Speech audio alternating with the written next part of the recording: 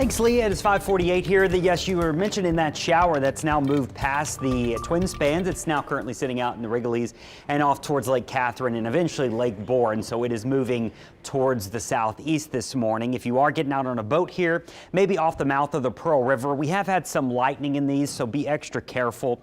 These are going to continue to move southeast. And so it's the only really player we have in the game right now in the metro area. If you look north of us and to the lake, you can see the big burst of green this morning. These are called roost rings, and insects and birds are taking flight this morning as the sun gets ready to come up. So that's what radar's picking up there. And I do have some more showers that have been developing down along the coast, but these are mostly just outside of Grand Isle and drifting again to the southeast. Part of a larger disturbance sitting in the northeast Gulf. That's what the Hurricane Center's keeping an eye on. But for us, no major problems from that today. It's just going to be a hit or miss thunderstorm this afternoon. Highs will be hot, 92 to 93 degrees. Some of you may be getting to 94, and when you throw in that deep humidity, it could feel like 106 this afternoon. So with little less rain, it will be a tad hotter for your Tuesday plans. Tomorrow, I have a slightly better chance of rain as a weak front moves in. This front is actually going to dry us out, and we are going to heat up big time. This time of year, when you dry out, you often do heat up even more. And so we're going to be looking at the mid to upper 90s as we approach the weekend. Friday into Saturday, 95 to 96.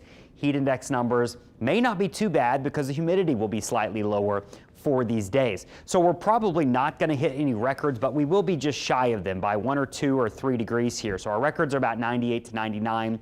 I'm forecasting a range from 95, maybe as hot as 97. In a few spots. So we'll just say near record heat for the 4th of July.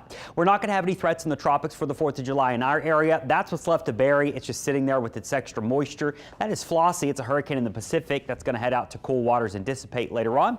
And then the Hurricane Center is still going to watch this area of disturbed weather through the weekend and early next week. Still not seeing any changes in our thinking. This tropical moisture, it's going to have some dry air. It will also have land interaction. So still not very clear on if it will really develop into anything other than extra rain across Florida, maybe into parts of the Carolinas, but you can see we get the dry air coming in behind this system, and so a lot of this moisture through the weekend is well to our east. We may see a little bit of this moisture get tugged our way early next week, and so with that, I do have a slightly higher chance of rain here by Monday, but again, we're thinking the bigger rain stays east of us for this event. The way it looks right now, we may not see a whole lot of rain at all, especially through the end of the week.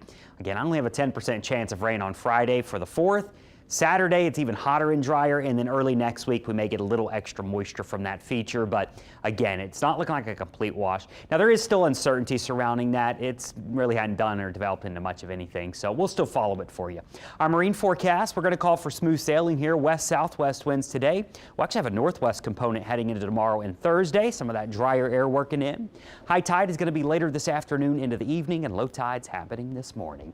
We'll be right back.